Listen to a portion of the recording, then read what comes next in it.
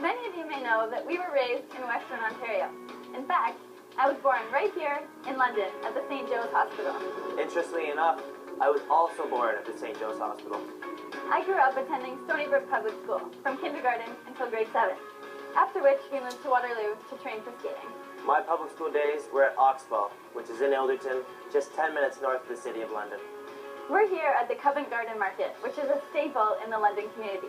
I love coming here on Saturday mornings and checking out the fresh produce and supporting local farmers. Might look like a sunny patio now in the summertime, but come winter, it's an outdoor rink out here, and it's a lot of fun for all the locals. There are so many things we like about London, and we'd love to share them with you.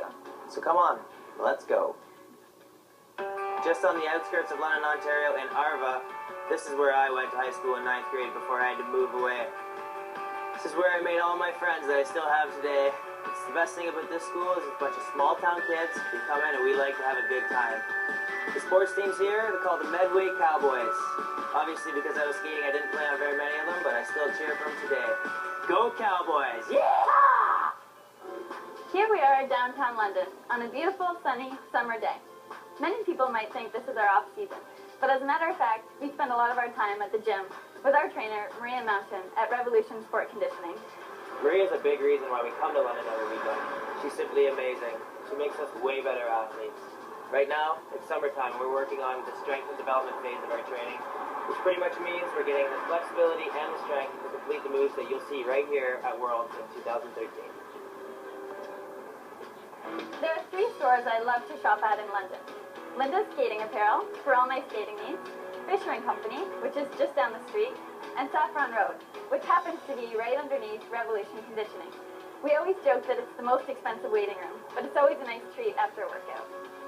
Here we are at Victoria Park, the central park for downtown London. It is the site of many festivals in the summertime and just a place where people can get out and relax. For me, when I was young, I always played in the Gus Macker 3-on-3 basketball tournament. Not much for a basketball player, but me and my buddies always had a great time down there. I think I remember coming to cheer you on. Lots of memories here at Victoria Park. My favorite time would have to be Christmas, when all these trees are lit up. It's absolutely beautiful. And my grandma and I used to come here every New Year's and get hot chocolate. There's even an outdoor skating rink. There are so many cool restaurants to eat downtown London, but one of our favorites is Joe Cool's. Or, as us Londoners call it, just Cools. It has a fantastic atmosphere, and it's always a fun spot to grab lunch or dinner. Or a couple beers, too. The atmosphere and the food here are great, and the nachos are a hit. You have to try them. Another interesting tidbit is that some of the photos on the wall were actually taken in my grandmother's basement. I love to hear the stories of my parents hanging out with owner Mike Smith. And you also have to look on the wall for a picture of us, because we're also cool enough to be in here. For Tess and I, our first chance to compete here came at a national championship, our first year senior. We were tiny little guys, but we got a great, huge, cheer from the crowd and great support from our local fans. So even though we were little, we got big support. We also got to compete here at the 2010 Canadian Championships.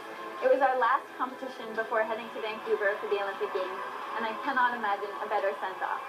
It was a great chance for us to practice being in front of a home crowd and get used to that electrifying energy of the audience.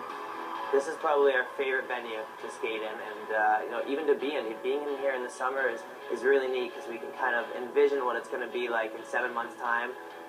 Full of local Canadian fans. It's going to be a memory that we'll never forget.